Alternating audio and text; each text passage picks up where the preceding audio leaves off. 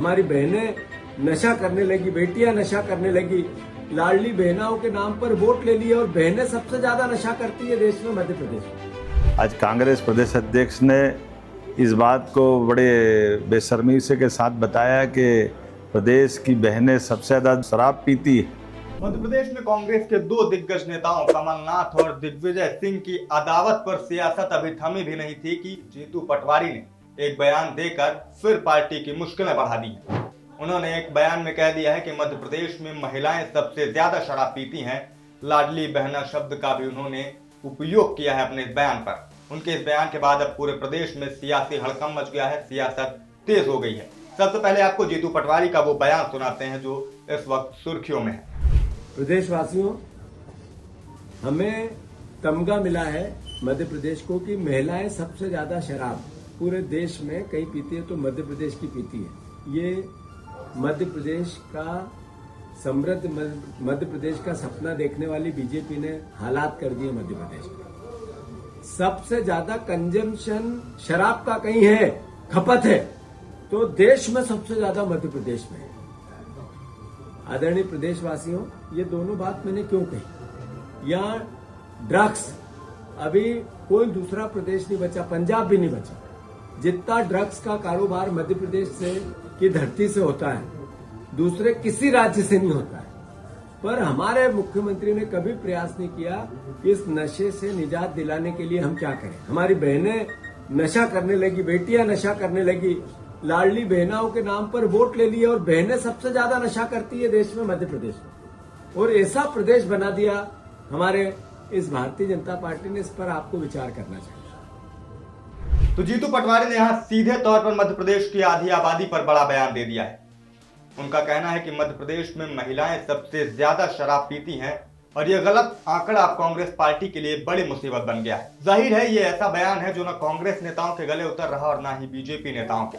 BJP नेता कह रहे हैं कि पटवारी ने जानबूझकर महिलाओं का अपमान किया है। मामले ने इतना तूल पकड़ा है कि खुद मुख्यमंत्री डॉक्टर मोहन यादव ने जीतू पटवारी को फटकार लगाते हुए लाडली बहनों से माफी मांगने की सलाह दी है और कहा है कि जीतू पटवारी को लाडली बहनों से माफी मांगनी चाहिए। कांग्रेस का चरित्र ही ऐसा रहा है, वो अक्सर लाडली बहनों और माताओं पर सवाल खड़े करती रही है। मोहन यादव ने क्या कुछ कहा, पहले आप ये सुनिए। प्रदेश कांग्रेस अध्यक्ष द्वारा लाडली बहनाओं को शराबी बताना ये बहुत दुर्भाग्यपूर्ण बात है। बहनों का ये अपमान मध्य प्रदेश बर्दाश्त नहीं करेगा।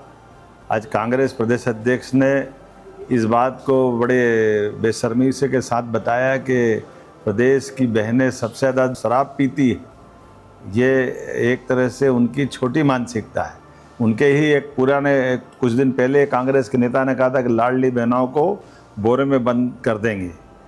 ये ध्यान रखें, बहनों के लिए इस प्रदेश में क्या देश में किस प्रकार का सम्मान होता है। और आज हरतालिका तीज है, तीज के त्यौहार के दिन बहनों का अपमान ये हमारी सरकार बर्दाश्त नहीं करेगी, ना हमारी पार्टी बर्दाश्त करेगी।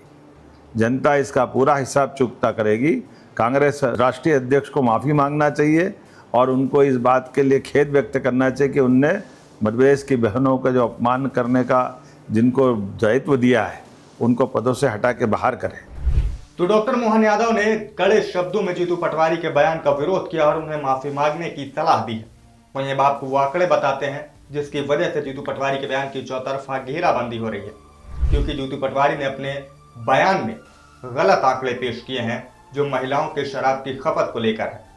जीतू पटवारी ने अपने बयान में कहा कि देश में सबसे ज्यादा शराब मध्य प्रदेश की महिलाएं पी रही हैं। मध्य प्रदेश की महिलाओं के चलते यहाँ पर शराब की खपत सबसे ज्यादा है। लेकिन आंकड़े क्या है वो आपको बता देते हैं।